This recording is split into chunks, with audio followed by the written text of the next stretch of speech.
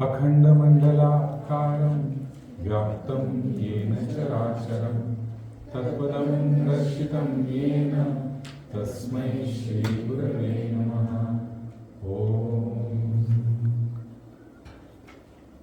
त्रिभंगी देहुळा ठाण मांडुनिया माये, कल्पद्रुमातळी वेणू वाजवितो आहे. गोविंदू हो माये गोपाळू गो, सबाह्य अभ्यंतरी अवघा परमानंदू गो. सावळे सगुण सकळा जीवांचे जीवन, घनानंद मूर्ती पाहता. म्हणजे आता ज्ञानेश्वर महाराज सगुण कृष्णाच्या रूपाबद्दल बोलताय असं आपल्याला वाटतं की नाही. आपल्याला समोर असं बघितल्यानंतर तो कृष्ण त्या झाडाखाली बसून म्हणजे त्रिभंगी उभा राहून, खरं त्रिभंगी अशा त्या पोझिशन मध्ये तो वेणू वाजवतोय. पण त्रिभंगी या शब्दाचा अर्थ काय, तो 3 ठिकाणी वाटलेला असा आहे. पण इथे जर का आपण योगाच्या परिभाषेतून आपण जर का बघायला गेलो तर त्रिभंगी म्हणजे त्रिगुणांचं भंजन झाल्यावर जो दर्शनास येतो तो, किंवा त्रिविध तापांचं भंजन झाल्यानंतर जो आपल्या दर्शनास येतो तो, असं तो माझ्या हातच आहे आणि तो आत ठाण मांडून बसलेला आहे. आणि कल्पद्रुमा तळी वेणू वाजवितो आहे असं ते म्हणलंय. तर कल्पद्रुम म्हणजे काय, तर कल्पवृक्ष. आपण कल्पवृक्षाच्या खाली असलो आपल्याला जे पाहिजे ते मिळतं. मग ते कल्पवृक्ष काय बरं असेल, तर आपलं मन. कारण मन, तुकाराम महाराज असं म्हणतात की मन करारे प्रसन्न सर्व सिद्धींचे कारण. किंवा गोरक्षनाथांनी असं म्हणलेलं आहे की मन चंगा तो कठवती में गंगा. आणि मन जर का चांगलं असेल तर अरे गंगाच इथे असं. तर मनच कल्पवृक्ष आहे. तर मग कल्पद्रुमात तळी वेणू वाजवितो आहे असं जर का म्हणायला गेलं तर कल्पद्रुमाच्याही तळी म्हणजे at the foundation of कल्पद्रुम, at the foundation of मन काय बरं असेल, तर परमात्मा. आणि ती जी वेणू आहे ती कुठली, तर श्वास उच्छ्वासाची वेणू असा तो योगाच्या परिभाषेतून अर्थ आपण बघू शकतो. पण आता आपण दिंडी करून आलाय त्यामुळे आपल्याला सगळ्यांना म्हणजे आता एकदम असं निदान सुरुवातीला एकदम असं योगाचे अर्थ वगैरे असं करण्याच्या पेक्षा भक्तिभावातून जर का काही ऐकायला आपल्याला मिळालं तर आपल्याला छान वाटेल असं वाटलं. म्हणजे मला एक प्रसंग आठवतोय की स्वामीजींनी एकांकडे आम्ही होतो आणि स्वामीजींनी मला एका अभंगमाळाला सांगितलं आणि मी म्हटलं, सत्य ज्ञानानंत गगनाचे प्रावरण, नाही रूप वर्ण गुण तेथे. आणि तो म्हणून झाला सगळा. आणि स्वामी असं त्यांनी बघितलं भक्तिभावपूर्वक अभंग कुठला असेल तर मग ते रामकृष्ण हरी मुकुंदा मुरारी नाम हे गोजिरी साज तुझं हा अभंग म्हणला. म्हणजे त्या वेळेला आपण कुठलं निदान सुरुवातीला तरी असं जर का आपण बघितलं तर आत्ताचा मूळ दिंडी करून आल्यानंतर असं आहे की थोडं जर का आपण भक्तिभावात्मक काही जर का बोललो किंवा ऐकलं आपण तर आपल्याला छान वाटेल. तर आपण त्याच्याने सुरुवात करूया. आणि ह्यासाठी म्हणून कृष्णाच्या वरती जी भक्तीपर गीतं आहेत किंवा अभंग आहेत ते आपण बघणार आहोत सुरुवातीला. आणि नंतर आपण हळूहळू योगाच्या भागाकडे वळूया. तर आता सगळ्यात प्रथम आपल्याला कृष्णाच्या बद्दल काय आठवतं किंवा आवडतं, तो गोकुळातल्या कथा. आणि आपल्याला सर्वांना तो अभंग माहितीच आहे सूरदासांचं ते भजन की मैया मोरी मैं नहीं माखन खाय. तर अरे ज्या वेळेला इतके प्रयत्न करून सुद्धा हा कधी आपल्याला भेटलाच नाही किंवा पकडता आला नाही, तो आता त्याला मी पकडलंय अशा आनंदामध्ये ती यशोदा असते. आणि ते 6-7 वर्षांचं पोर आता काय काय कारण देतं की मी नाही खाल्लंय, लोणी मी खाल्लेलं नाहीये, ते बघून आपल्याला एकदम धक्का व्हायला होतं. तर आता बघूया आपण थोडक्यात ते की मैया मोरी मैं नहीं माखन खायो, घोर भयो गैयन के पाछे मधुवन मोही पठायो.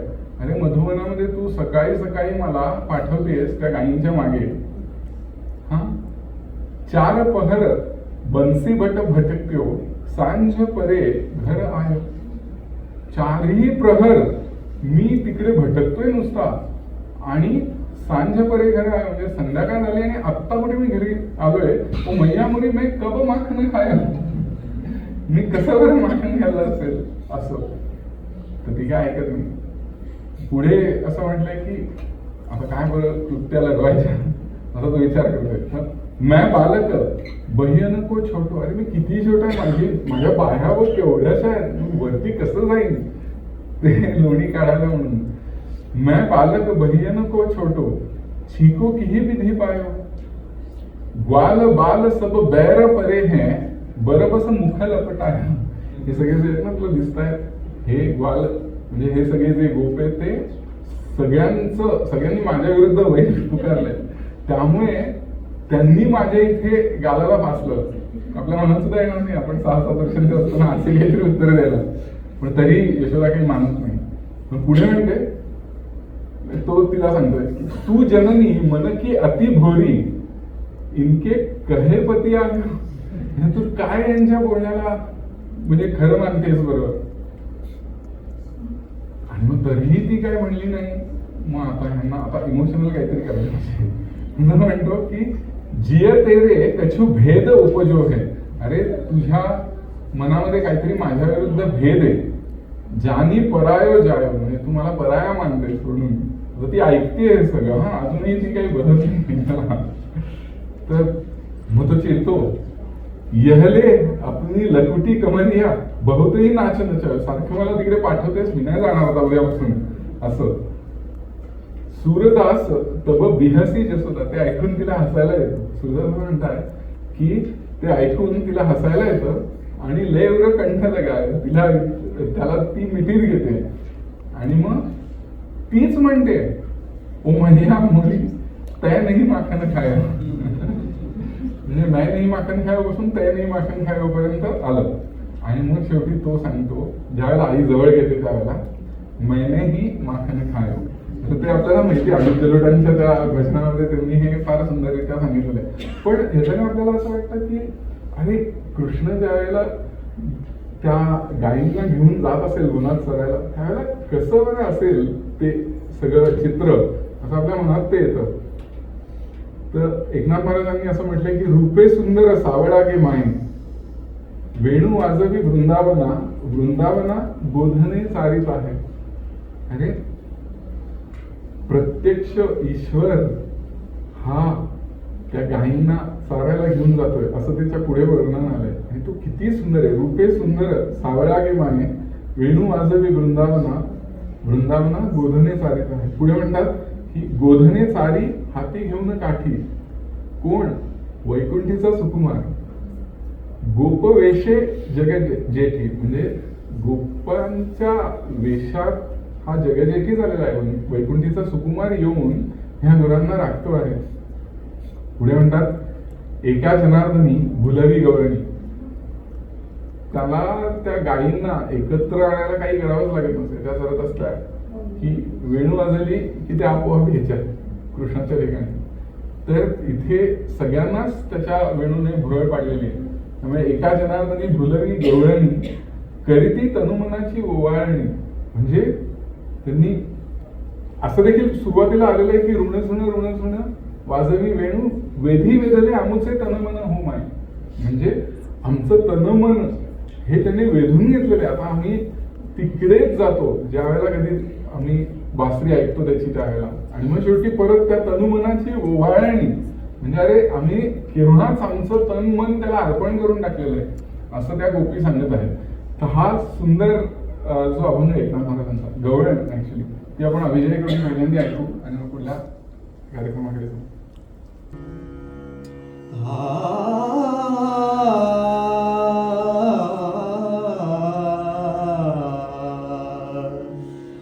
रूपे सुंदर सावळा गे माये सावळा गे माये रूपे सुंदर सावळा गे माये सावळा गे माये रूपे सुंदर सावळा गे माये सावळा गे माये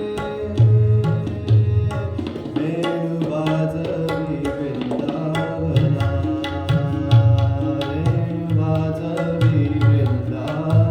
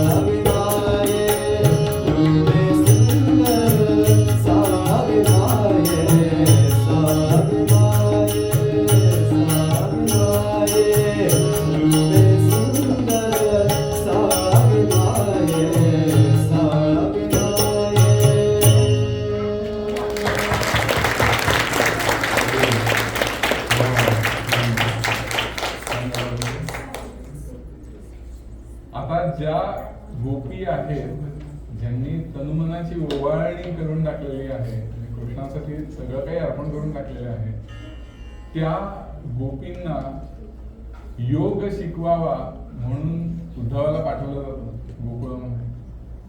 आणि कृष्णाची अशी योजना असते की गोपींना योग हा उद्धव शिकवेल आणि या गोपी ज्या आहेत त्या उद्धवाला भक्ती शिकवतील.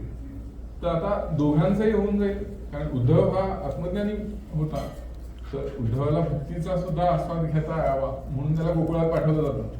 तर उद्धवाला पाठवल्यानंतर तो असं सांगतो की कृष्णाचा विरह तुम्ही का बरं मानता?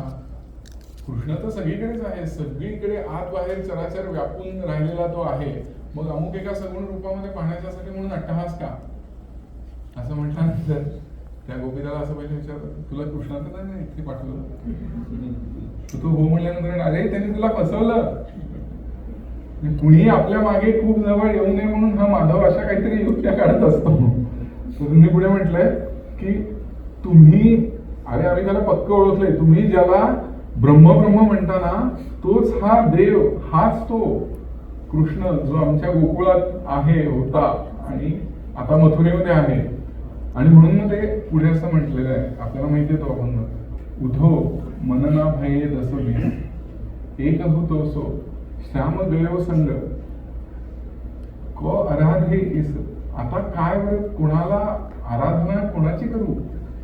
एकच मन असतं की नाही आपल्याकडे, 20 मन थोडीच असतात. एक आमचं मन होतं ते गेलं त्याच्याकडे, केव्हाच तो ज्यावेळेला गोकुळातून निघून गेला त्याच वेळेला आम्ही त्याला अर्पण केलं. मग अशी आपण बघितलं तनुमनाची ओवाळणी. तर असं जर का आहे तर आता आम्ही त्याला आराधना करण्याच्यासाठी म्हणून तू जे म्हणतेस आमच्याकडे मन उरलंच नाही. मनोलय कधीच झालेला आहे त्यांचा, त्या गोपींचा. असं पुढे म्हटलंय की इंद्रिय शिथिल भई केशव बिन जो देही बिनसीस. आमची अवस्था कशी झाली आहे माहितीये का? अरे शरीरापासून धड वेगळं झालेलं जसं असतं ना, तशी आमची अवस्था झालेली आहे. इंद्रिय शिथिल भई म्हणजे झाली, भई म्हणजे झाली, केशव बिन जो देही बिनसीस. आणि पुढे म्हणतात की आसा लागी रहती तन श्वासा जी जो कोटी बरीस. अरे कोट्यावधी वर्ष आम्ही त्याची वाट पाहायला तयार आहे, पण ती आस लागून राहिली की तो भेटावा म्हणून आम्हाला. आणि पुढे म्हणतात की तुम तो सखा श्याम सुंदर के सकल जोग के ईसन. म्हणजे सगळ्या योगांचा तू ईश आहेस असं उद्धवाला म्हटलेलं आहे.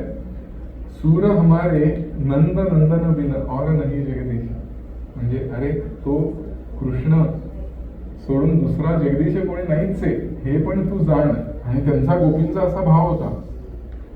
तर ही जी भेट गोपींना कृष्णाची व्हावी अशी जी आस लागून राहिलेली आहे, तर ती भेट कशा प्रकारे बरं होईल?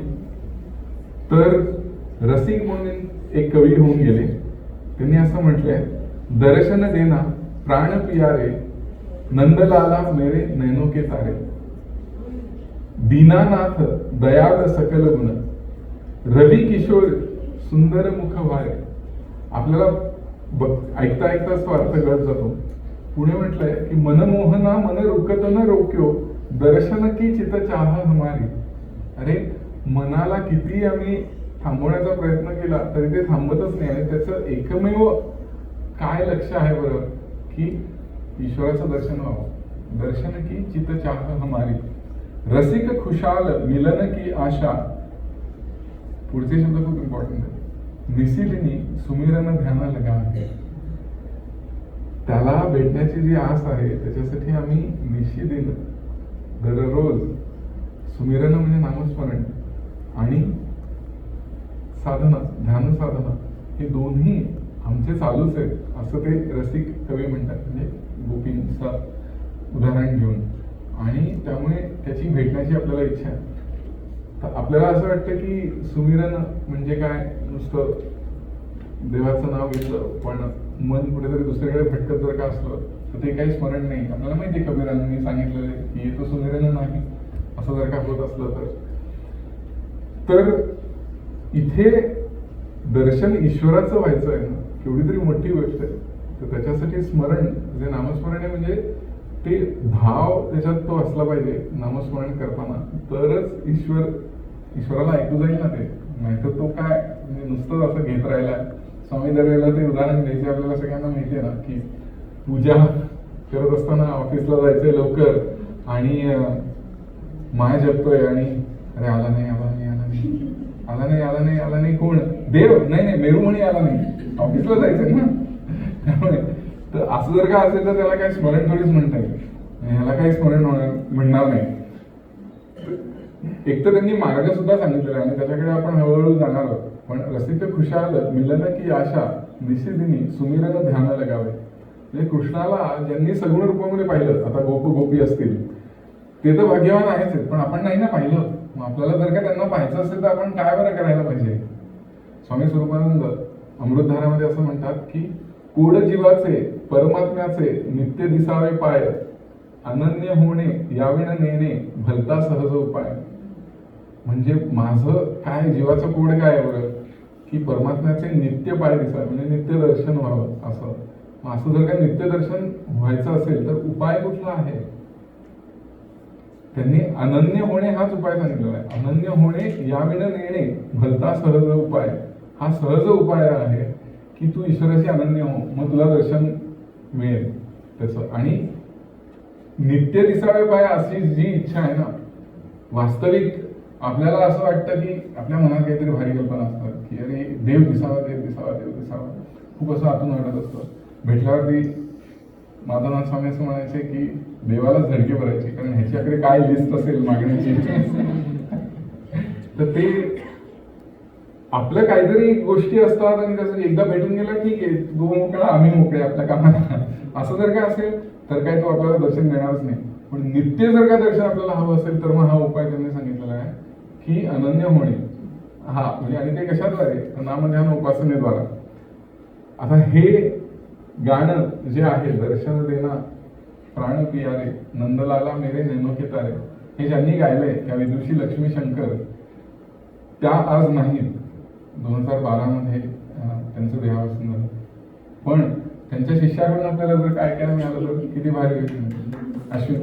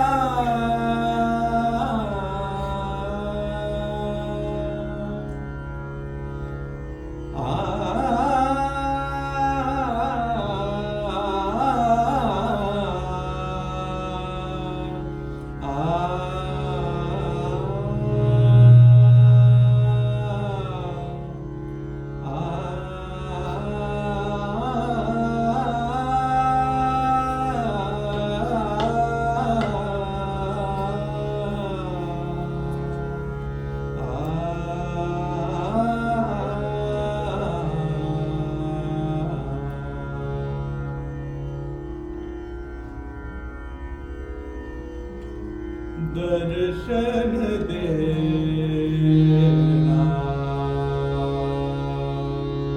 प्राण प्यारे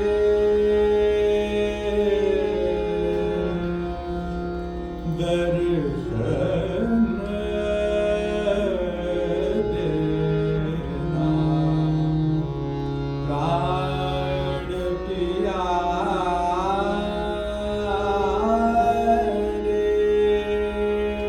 प्यारे नंदलाला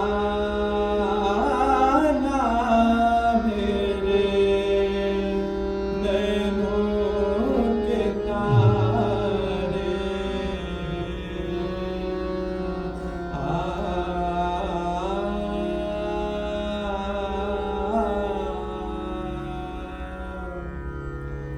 दर्शन देना प्राण प्यारे दर्शन देना प्राण प्यारे दर्शन देना प्राण प्यारे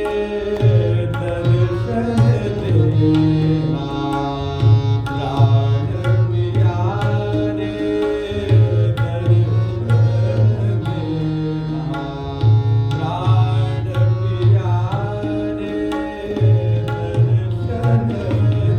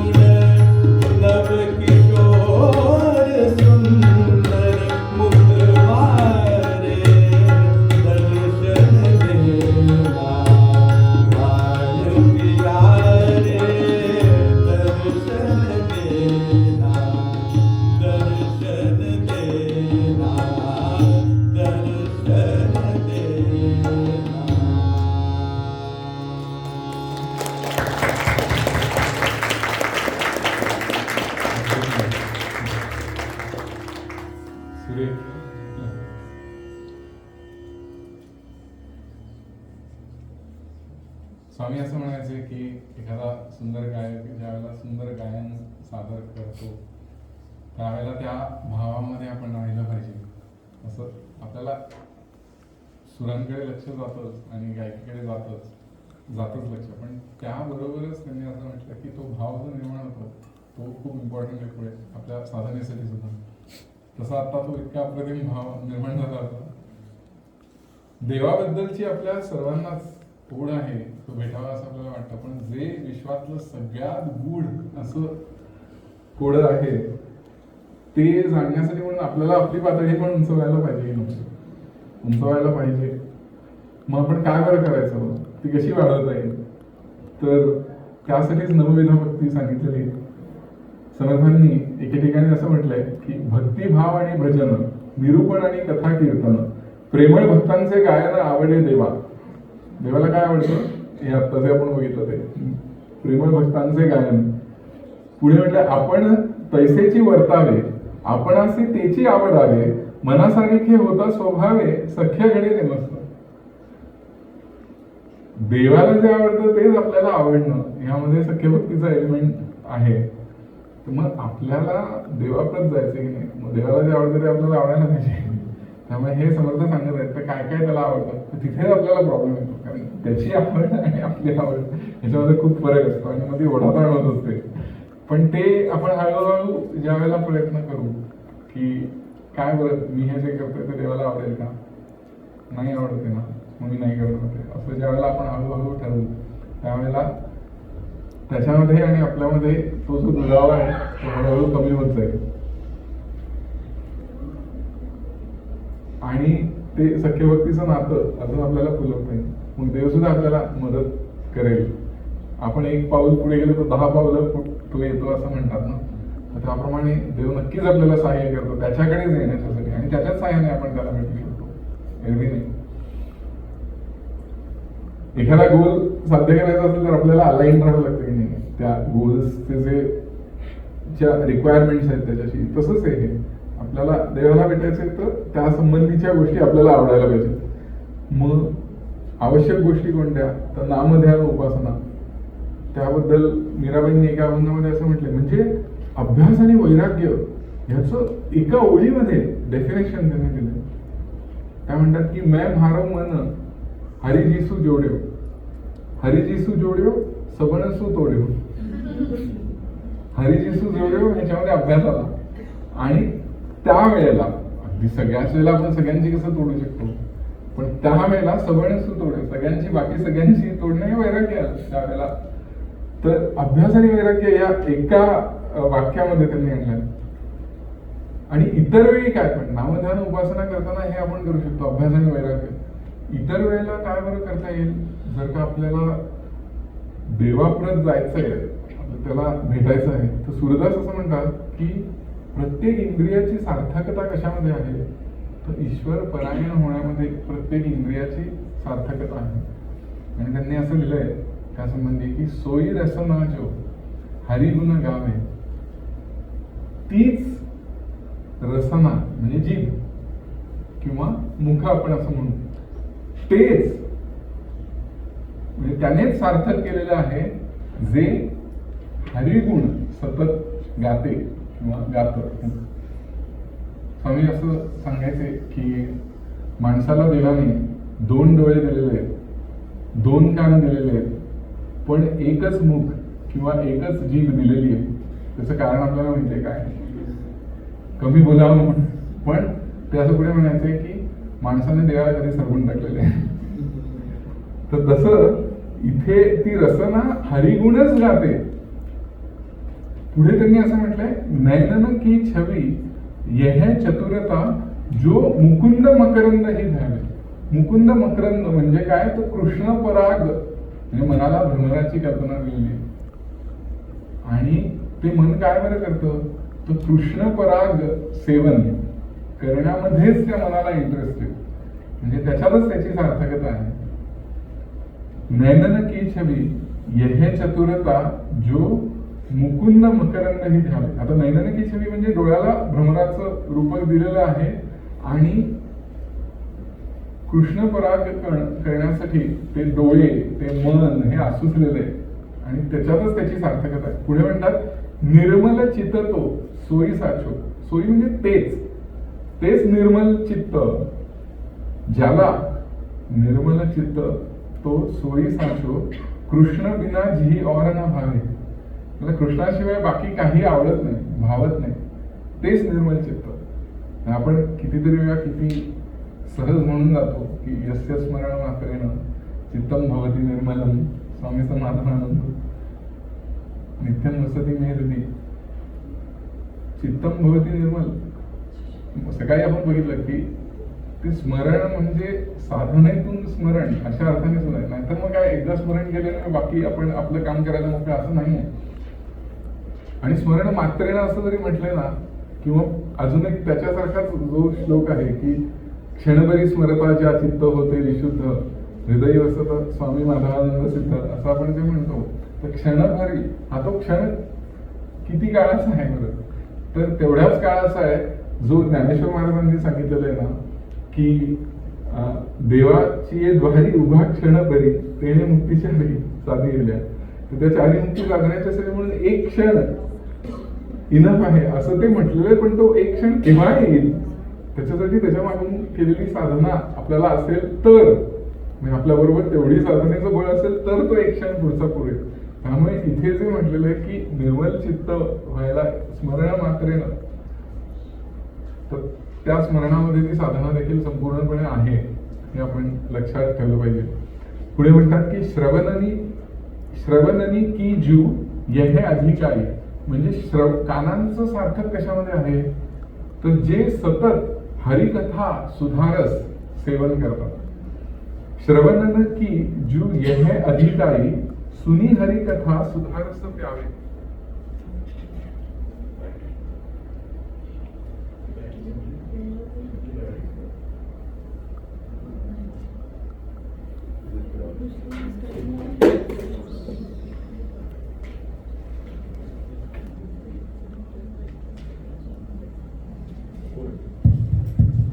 हरिओम. श्रवणन की जू यह अधिकारी, सुनी हरिकथा सुधारस प्यावे. पुढे म्हणतात करतेई जे श्याम ही सेवे. हातांचं सार्थक कशामध्ये आहे, जे कृष्णाची सेवा करतात, श्याम सेवा. करतेई जे श्याम ही सेवे, चरणनी चली वृंदावन जावे. पायांचं सार्थक कशामध्ये, वृंदावन जाणं, वृंदावनात जायचं, त्यामध्येच सार्थक आहे. म्हणजे पाय जातील कुठे जाऊन तर वृंदावनातच जातील त्या माणसाचे, असं सांगतात. सूरदास जे ये बली बाके, जो हरी जू सो प्रीती बढावे. म्हणजे ते असं म्हणतात की अरे मन अशाच गोष्टींच्या आहारी जावं ज्याने देवाबद्दलची प्रीती वाढेल. असा सुंदर हा अभंग आहे सूरदासांचा, ज्याच्यामध्ये इंद्रियांची सार्थकता, प्रत्येक इंद्रियाचं सार्थक होण्यामध्ये काय त्याची रिक्वायरमेंट आहे, तर ईश्वर परायण म्हणून असं ते आपण वल्लरीकडून पहिले ऐकूया.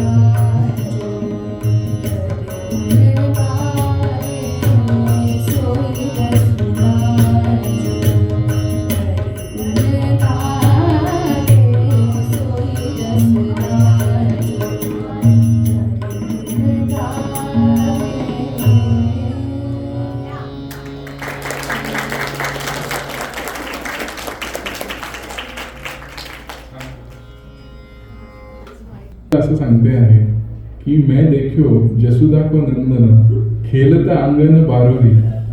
हा अंगणाच्या वाडीमध्ये, बारोरी म्हणजे अंगणाच्या वाडीमध्ये मी कृष्णाला खेळताना बघितलं. नॉर्मल चित्र आपल्या डोळ्यासमोर येते की नाही,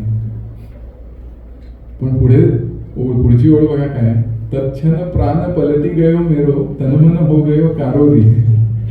त्या क्षणी प्राण पलटी गयो म्हणजे काय बरं, म्हणजे जी पाठमोरी तिथी आपण म्हणतो ना, जी उगमाकडे जाते, म्हणजे ध्यानामधलं हे वर्णन सुरू आहे की तनमन काळवणं म्हणजे काय, तो कृष्णमय म्हणून. तर मैं देखो जसुदा को नंदन खेलता अंगन बारोरी तत्क्षण प्राण पलटी गयो मेरो तनमन हो गयो कारोरी. आता पुढे काय काय अनुभव येत आहेत ते ती सांगत आहे. ती असं म्हणते की देखत आणि संचो उर अंतर. अरे बघता बघता तो आतमध्ये संचला. देखत आणि संचो उर अंतर देई पलकनी को तारोरी. तारो याचा मी अर्थ बघितला, ह्या जी ही भाषा आहे ब्रज भाषा, त्याच्यामध्ये तर तारोरी ह्याच्यामध्ये ताला असं ते आलं. म्हणजे डोळ्यांना जसं ताला लगा दिला, म्हणजे कुलूप लावलं, ते बंदच होत नाही, म्हणजे ते त्यालाच पाहताय, कृष्णालाच पाहताय. तर देखत आणि संचो उर अंतर दे पलकनी को तारोरी मोही भ्रम भयो सखी उर अपने. अरे मला उरामध्ये भीती वाटली का, चहुदिसी भयो उज्जारोरी. सगळीकडे प्रकाशच प्रकाश दिसायला लागला. आता हे वर्णन जे आहे ते तिला जे अनुभूती येते त्याच आहे. पुढे असं म्हणतात, म्हणजे ती असं सांगते, जो गुंजासम तुलत सुमेरही. सुमेर पर्वत जो आहे ना, तुम्हाला इतकासा वाटला, जो गुंजासम तुलत सुमेरही म्हणजे अनुरणीया थोकडा तुका आकाशा एवढा, हे जे आपण बघितलेले ते इथे तोच अनुभव सांगत आहे. जो गुंजासम तुलत सुमेरही ताहू ते अतिभारुरी. त्यापेक्षाही मी भारी झाले. म्हणजे एकाच वेळेला म्हणजे तो सुमेर पर्वत एवढासा वाटतो आणि मी त्याच्यापेक्षा भारी झालो. पुढची ओळ तर खूपच अप्रतिम आहे. जैसे बूंद परत बारिधी में. बारिधी म्हणजे समुद्र. जैसे बूंद परत बारिधी में. पावसाचं पाणी समुद्रामध्ये पडतं की नाही, तर पाण्यामध्येच पाणी पडतं. तर तिने असं म्हटलंय, त्यो गुण ज्ञान हमारोरी. तुझं गुणगान करायला जातं ते माझंच गुणगान होऊन जातं. असा सुरेख तिचा अनुभव आहे. पुढे म्हणते की हो उन माह. हो म्हणजे तो माझ्यामध्ये आहे की वे मोही मैया. नाही, हो म्हणजे मी त्याच्यामध्ये आहे की वे मोही मैया, का तो माझ्यामध्ये आहे, हे आता कळेल असं झालंय. परतन देह संभाळून. मी देह सांभाळू शकत नाहीये. पुढे म्हणते तरु में बीज की बीज में तरु. झाडामुळे बीज आहे का बीजामुळे झाड आहे. दुहू में एक न न्यारोरी. म्हणजे एक न न्यारो म्हणजे अनन्य होणं. न्यारो म्हणजे नवीन, वेगळं असं ना, तर वेगळं नाही. त्यामुळे अनन्य झाल्यानंतर हे जे होणार आहे तो अनुभव ती सांगते आहे. पुढे म्हणते की जलथल नभ कानन घर भीतर जहा लो दृष्टी पसारोली. म्हणजे जळी स्थळी काष्टी पाठाणी आपण असं म्हणतो ना, पाषाणी. तर सगळीकडे जिथे जिथे दृष्टी जाते तिथे मला तोच दिसतोय. जहा लो दृष्टी पसारोली तिथंही तिथं मेरे नैननी आ गई निरतत नंद दुलारोरी. तिथे माझ्या डोळ्यांसमोर मला तो नंद दुलाराच दिसतोय असं ती सांगते. पण ह्याच्याने होतं काय की घरच्यांना ते झेपत नाही. घरच्यांना असं वाटतं की टोना टामनी जंत्र मंत्र करी, काहीतरी टोना टामनी करायला लागतात ते. अरे काय झालंय, हिला भूताची बाधा बिधा झाली की काय, असं. तर स्वामींनी एके ठिकाणी असं म्हटलं होतं की हिला भूताची बाधा नाही, अद्भुताची बाधा झाली. टोना टामनी जंत्र मंत्र करी ध्यायो देव दुआरोरी. अरे देवाची दुआ मागतायत, पळतायत सगळीकडे की अरे हिला वाचवा, आता काय झालंय हिचं. सासू ननद घर घर ले डोलत याको रोग विचारली. हिला काय बरं रोग झालाय, सासू आणि ननंदा. आणि सासू आणि ननंदा हे स्पेसिफाय केले तिथे.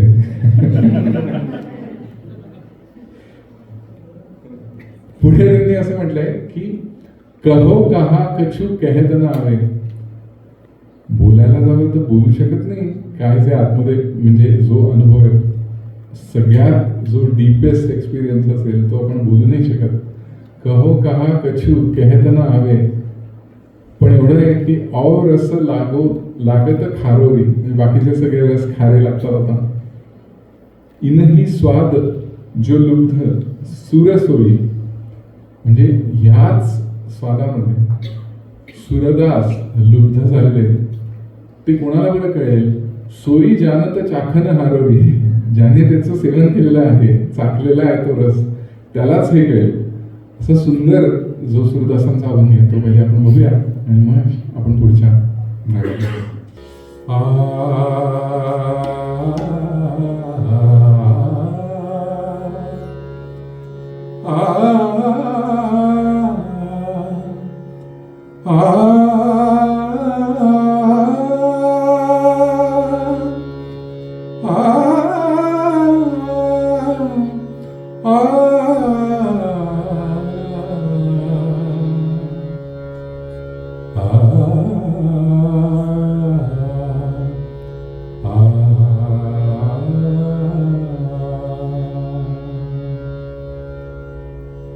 मैं देखो जसुदा को नंदन खेलत आंगन बारोरी.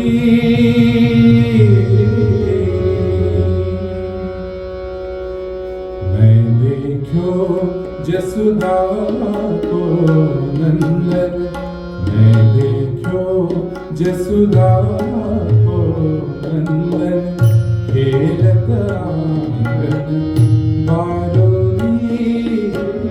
मैं देखो जसुदा को नंदन खेलत आंगन बारोरी.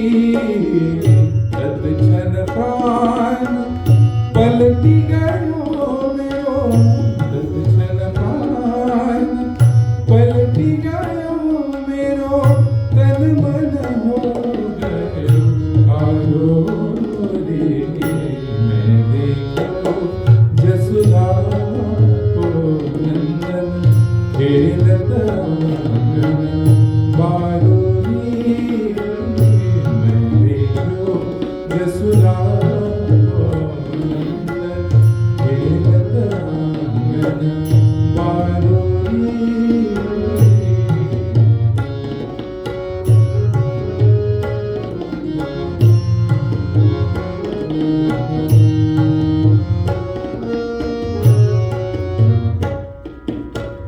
देखत आनी संचोर अंतर, देखत आनी संचोर अंतर, बेपलकनी को तारोरी.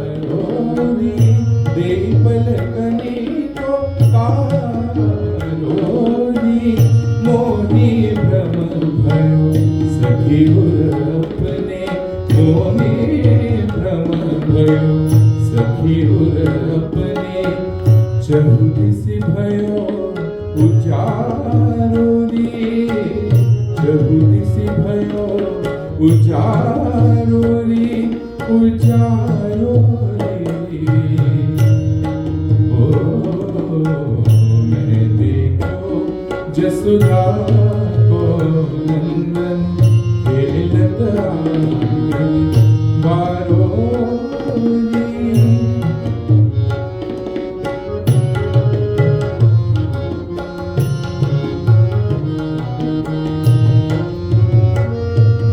जो कुंजासम तुलत सुमेरही, जो कुंजासम तुलत सुमेरही, ताहु ते अति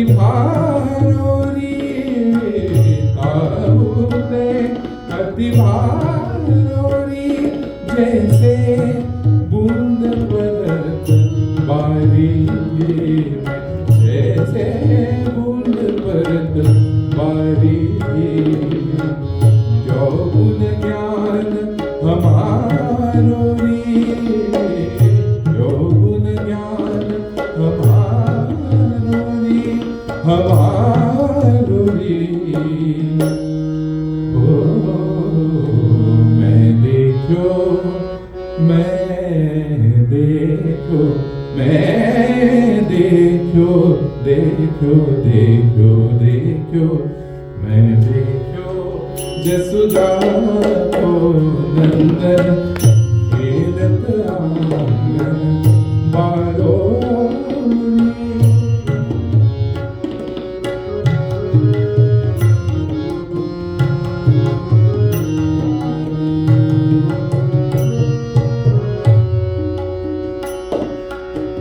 ओ नमः किरे मोहि महिया, ओ नमः किरे मोहि महिया, परतन देह संभालो रे, परतन देह संभालो रे। तरु में बीज की बीज माही, तरु में बीज की बीज माही, तरु में नजारो रे, दुह में नजारो रे, नजारो रे। ओ मैं देखो जसुदा को नंदन खेलत आंगन बारोणी।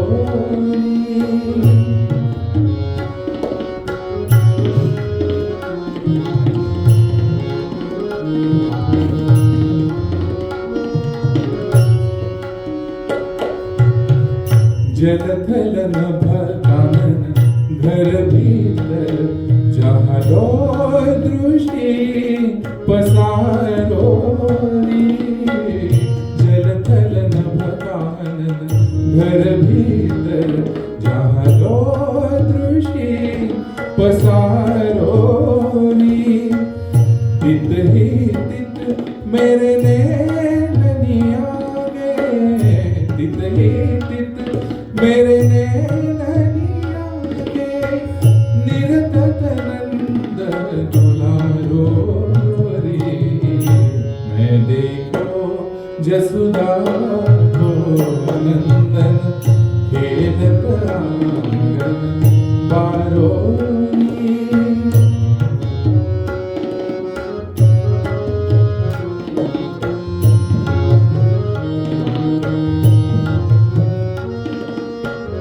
तो नाटामणि जंत्र मंत्र करे, तो नाटामणि जंत्र मंत्र करे। आयो देव दुआरो रे, तो नाटामणि जंत्र मंत्र करे। सासु ननद घर घर ले डोलत, सासु ननद घर घर ले डोलत, या को रोग बिचारो रे। मैं देखो जसुदा को नंदन खेलत आंगन बारोणी।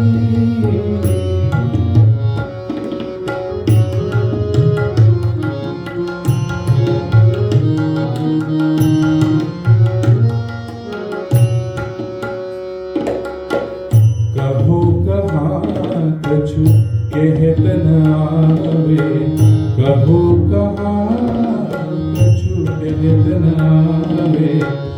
और सलागत खारो रे, कहो कहाँ कछु कहत न आवे। और सलागत खारो रे, जिनहि स्वाद जो लुब्ध सुर सोई, जिनहि स्वाद जो लुब्ध सुर सोई। जानत चाखन हारो रे, जानत चाखन हारो रे, चाखन हारो रे। ओ मैं देखो जसुदा को नंदन खेलत आंगन बारोणी। मैं देखो जसुदा को खेलत आंगन बारोरी तत्क्षण प्राण पलटी आयो मेरो तत्क्षण प्राण पलटी आयो मेरो तन मन हो गयो कारोरी मैं देखो जसुदा को नंदन खेलत आंगन खेलत आंगन खेलत आंगन बारोरी.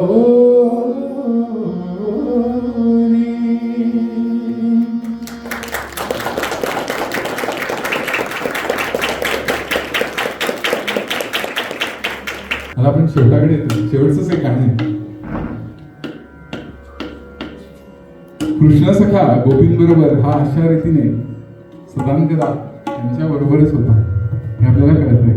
आपण सुरुवात कशी केली की त्या गोकुळामध्ये असताना त्या ज्या गोपगोपी होते ते त्यांना कृष्णाचं दर्शन व्हायचं, पण आपल्यासारख्यांच्यासाठी काय तर हे सगळे उपाय सांगून ठेवलेले आहेत पुढे सूरदासांनी की असं जर का आपण साधनेद्वारा त्याला शोधायचा प्रयत्न करू तर ज्या वेळेला ती साधना फलित होईल त्यावेळेला आपल्याला तो सदानकदा आपल्याबरोबरच आहे असं जाणवेल. एक गाणं आपण बघणार आहोत. सर्वांना माहिती असेल की जुलै ते ऑगस्टच्या दरम्यान झुलन यात्रा म्हणून साजरी केली जाते तिकडे नॉर्थ साईडला. त्याच्यामध्ये कृष्ण आणि गोपी, कृष्ण आणि राधा असे झुला म्हणजे झोपाळा झुलताय असं ते सुंदर मनोरम त्यांनी सगळे सजावट वगैरे केलेली असते आणि आपण कधी पाहिलं असेल त्याचं चित्र. तर आता ही जी आहे म्हणजे पवित्र एकादशी ते श्रावण पौर्णिमा, पवित्र एकादशी ते श्रावण पौर्णिमा असा त्याचा काळ आहे. त्यासंबंधी एक सुंदर पद आहे. झमकी झुकी आई बदरिया कारी झुला झुले नंद किशोर. पुढे म्हणतात कदंब की डार पे सुभग हिंडोला रेशम लागी डोर. कदंब हे जे झाड आहे ना ते कृष्णाचं आवडतं झाड. म्हणजे कित्येक वेळेला कृष्ण बासरी वाजवताना त्या झाडाखाली बसून बासरी वाजवायचा आणि यशोदाला त्याला जर का शोधायचं असायचं जेव्हा त्यावेळेला ती पहिली त्या कदंबच्या झाडाखाली तो नाहीये ना असं बघायचं. म्हणजे कालिया मर्दनाच्या वेळेला सुद्धा त्या झाडावरती चढून त्यांनी उडी मारली होती त्या यमुनेच्या डोहामध्ये. कदंब की डार पे सुभग हिंडोला, हिंडोला म्हणजे झोपाळा. तो सुंदर झोपाळा त्या कदंबाच्या झाडावरती आहे आणि रेशम लागी डोर, त्याची जी डोर आहे ती रेशम लागते अशी आहे. झुमी झुमी झोका दे, झुमी झुमी झुमी झोका दे सखिया ठडी दोघोर. सखिया दोन्ही बाजूंना उभ्या आहेत आणि इथे झोका दिला जातो. पुढे म्हटलंय की एकवर झुले कुवर राधिका दुजे नंद किशोर. हे सुंदर पद जे आहे ते सर्वप्रथम आपण अश्विनकडून ऐकू, मग त्याचा अर्थ बघू आणि त्यानेच या कार्यक्रमाचा शेवट होईल.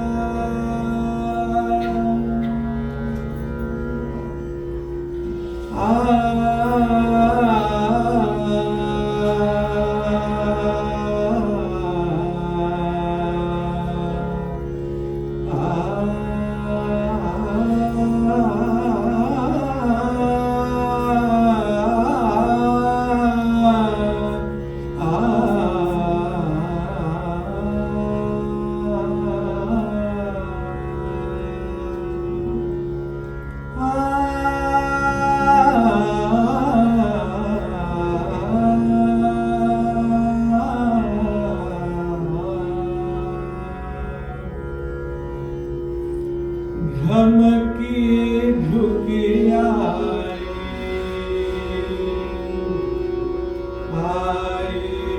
बदरिया कारी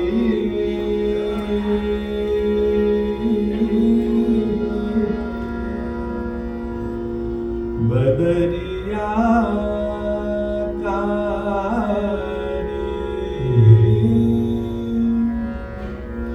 झमकी झुकिया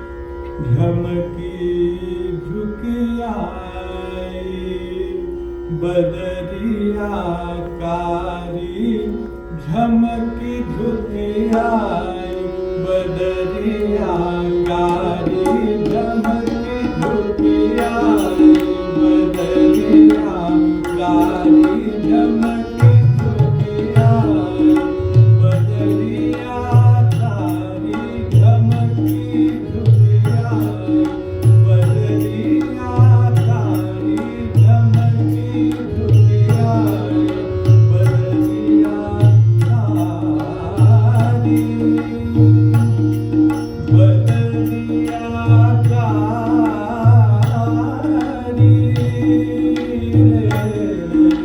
बदरिया कारी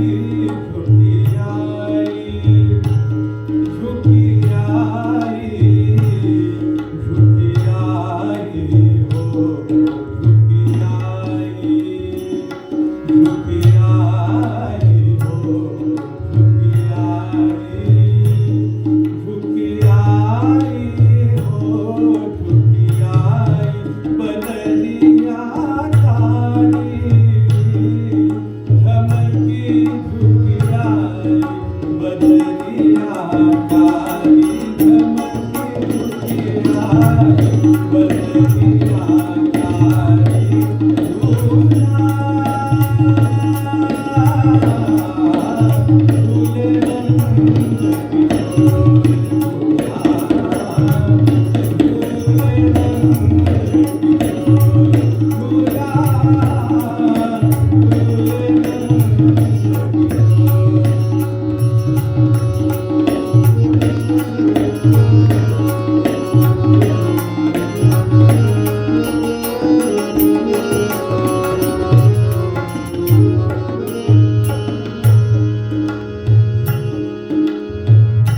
कदम किनार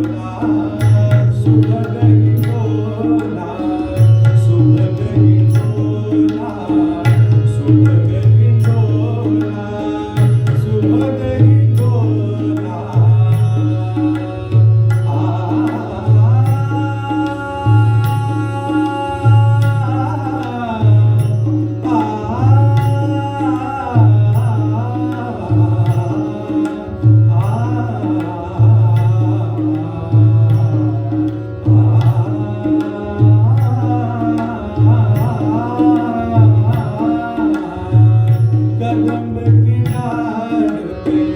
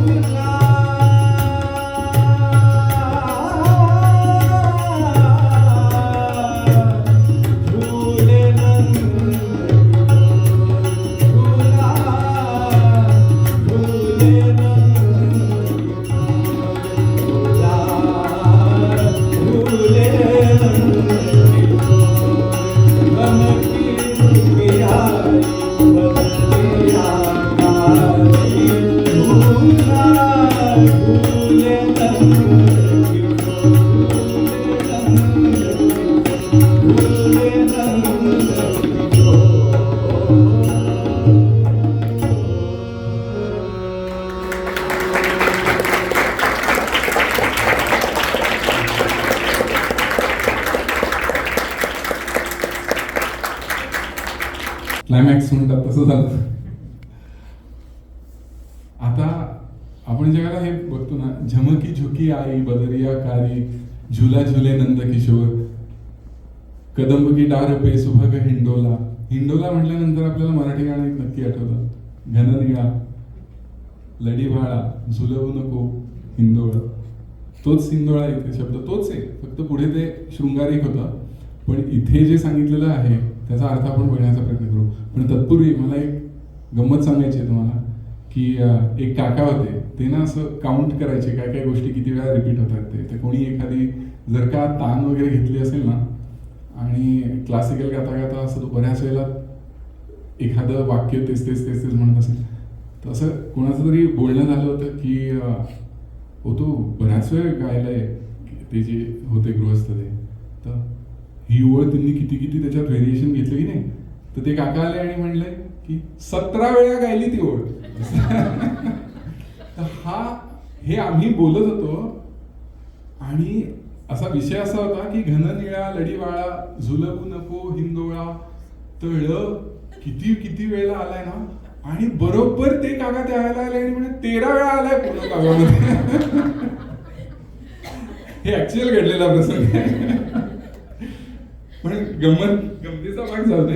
आपण स्वामीजी असं सांगायचे की ही जी पदं आहेत ना त्याला एक इंडिकेटिव्ह मिनिंग सुद्धा आहे आणि ते आपण समजून घेण्याचा प्रयत्न केला पाहिजे.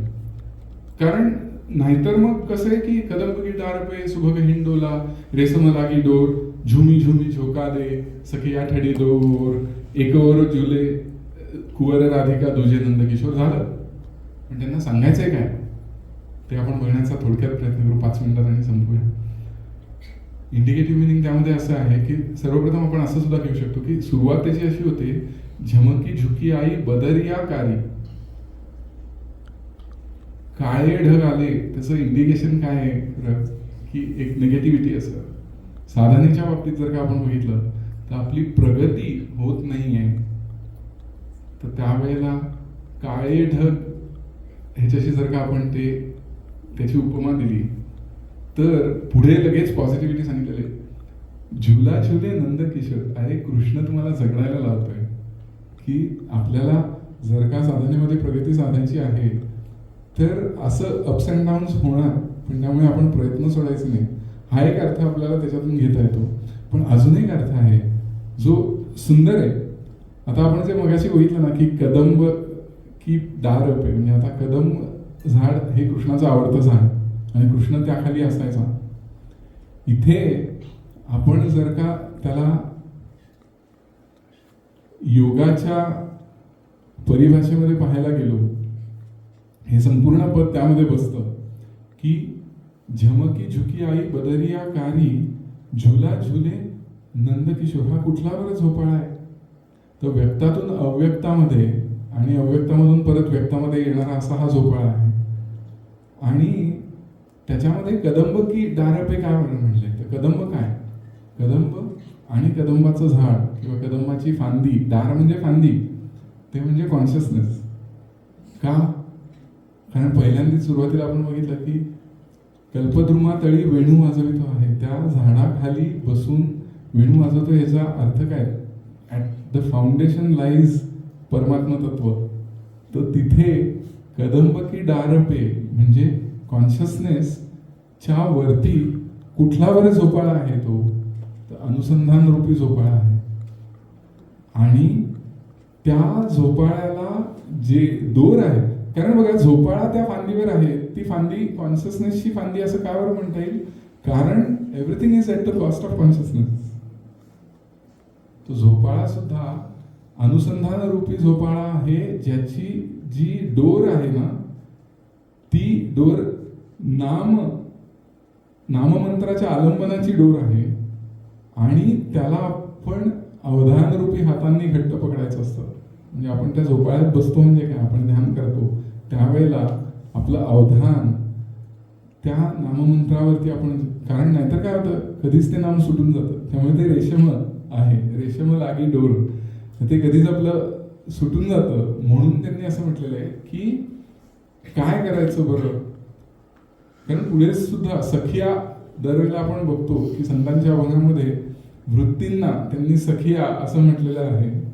किंवा तुकाराम महाराजांचं आहे हे एक अभंग आहे ज्याच्यामध्ये ते असं म्हणतात की अरे तुम्ही जरा बाजूला व्हा, मला तो देव दिसत नाहीये, विठ्ठलाचं दर्शन मला होत नाही, तुम्ही जरा बाजूला व्हा. स्त्रियांना उद्देशून असेल, त्या स्त्रिया कोणतर वृत्ती, असं वृत्तीच्या अर्थाने की अरे मला देवाला पाहायचंय ध्यानामध्ये साधनेमध्ये, तर त्या वृत्तींना बाजूला करायला पाहिजे. इथे तेच म्हटलेलं आहे, झुमी झुमी झुमी झोका दे सखिया ठडी दौर.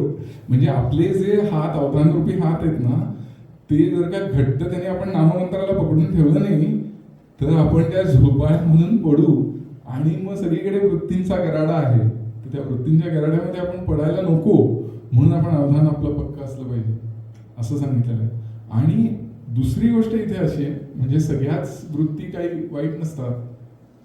इनफॅक्ट ध्यान करायचंय, ध्यानामध्ये इतर कुठल्याही गोष्टींकडे लक्ष द्यायचं नाहीये, ही धारणा करायची, ही सुद्धा एक वृत्तीच आहे. मग ती कधीतरी वृत्ती आपल्याला उंच झोका देऊन जाते. म्हणजे आपलं ध्यान कधी कधी इतकं छान लागतं, आपल्यालाच एकदम वाटतं तोच तर तो झुला आहे आणि तो नंदकिशोर तो झुला आपल्याला झुलवतो आहे. तर अव्यक्तामध्ये जाण्याच्यासाठी म्हणून व्यक्तातून अव्यक्तामध्ये, परत व्यक्तामध्ये येणं, परत अव्यक्तामध्ये, हा तो झोपाळा आहे.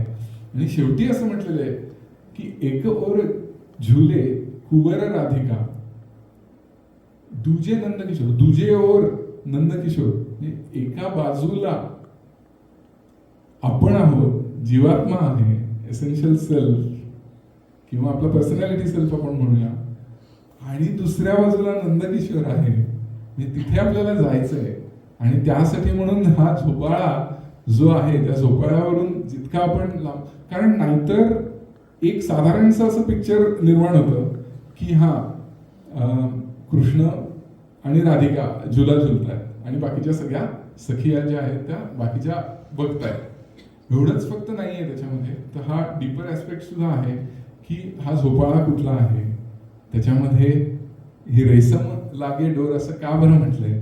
किंवा शेवटी इकोवर दुजे कुंवर राधिका दुजे नंदकिशोर इकोवर झुले, कुवल राधिका म्हणजे आपण एका बाजूला आहे आणि नंदकिशोर तिथे दुसऱ्या बाजूला आहे आणि आपल्याला तिकडे जायचंय म्हणजे त्या झोपाळ्याच्या सहाऱ्याने आपल्याला जायचंय असं हे पद आपल्याला सुंदररित्या हे सांगतं. राधिका हा शब्द सुद्धा का वापरला असेल तर स्वामींनी जर का आपण बाळक्रीडेचं पुस्तक वाचलं तर त्याच्यामध्ये लिहिलेलं आहे की परमात्माकार वृत्ती म्हणजे राधिका, एका अर्थाने चितशक्ती म्हणजे राधिका, आणि ती चितशक्ती तिचं विलिनीकरण परमात्म्यामध्ये होण्याच्यासाठी म्हणून इथे राधिका हा शब्द बरोबर नाही तर काय आबा आपल्याला. आणि नंतर म्हणजे संत असं सांगतात की ज्या वेळेला हा अनुभव येतो त्यावेळेला कळतं की अरे तो सदोदित माझ्याबरोबरच होता. म्हणजे सुरुवातीला सुद्धा आपण बघितलं की त्रिभंगी देहुडा ठाण मांडून या म्हणे, आपल्यामध्ये ठाण मांडून होतं तेच आपल्याला अनुभूतीस येईल असं संतांनी सांगितलंय. तुकाराम महाराज असं म्हणतात की तुका म्हणे होती तुझी माझी एक ज्योती, म्हणजे आधीपासूनच होतं, आत्ता झालंय असं नाही, आधीपासूनच होतं ते मला आत्ता जाणवलं असं. किंवा अजून एके ठिकाणी त्यांनी असं म्हटलंय की तुका म्हणे झरा आहे मूळचाची खरा, म्हणजे कृष्ण भक्तीच्या या संतांच्या झरातलं पाणी आपण थोडं तरी प्यायला पाहिजे. त्यांचा खरा आहे, आपला खरा नसेल, आपल्याला पंप मारून जे म्हणतात तसं आतमध्ये भाव उत्पन्न करायचा आपण प्रयत्न करतोय तसं असेल, पण जसं मगाशी बघितलं तसं आपल्याला ते साधायची इच्छा आहे ना, मग संतांनी जे सांगितलं की देवाला जे आवडतं तेच तुम्हाला आवडायला पाहिजे, मग दे आर गायडर्स. त्यांनी जसं केलं तसं आता ते त्यांच्या झरातलं पाणी आपण थोडंसं तरी टेस्ट करावं असं आपल्याला इथे सांगण्यात येतंय, म्हणजे सगळ्याच या अभंगामधून. आणि ते झऱ्यातलं पाणी मग जसं म्हटलं तसं आपला तसं नाहीये खरा, पण म्हणून आपण नखरा करायला नकोय आणि आपण खरा प्रयत्न करायला हवाय की तो जो मुळचा झरा आहे तो आपल्याला देखील आपल्या आतमध्ये तो झऱ्याचा शोध लागेल आणि त्या दृष्टीने आपले प्रयत्न होतील. अशा रीतीने हे जी कृष्ण भक्तीपर जी गीतं आहेत त्यामधून एक प्रवास असा आहे की सुरुवात आपण कृष्णाच्या गोपाळांच्या बरोबरच्या ज्या सगळ्या क्रीडा होत्या त्यामधून तो गायीच्या मागे कसं बासरी वाजवून गायींना आणायचा वगैरे आणि सगळे मंत्रमुग्ध व्हायचे, इथपासून ते तो कृष्ण आपल्या आतमध्ये कधी विराजमान होईल यासाठी म्हणून काय करायला हवं हे सांगणारी ही सगळी पदं आज आपण बघितली. तर त्या डिरेक्शन मध्ये आपल्या सगळ्यांची साधना जावो, तिला तीव्र संवेद प्राप्त होवो अशी आपण आपल्या सद्गुरूंना प्रार्थना करूया आणि त्यानेच माझं मी बोलणं थांबवतो. हरि ओम.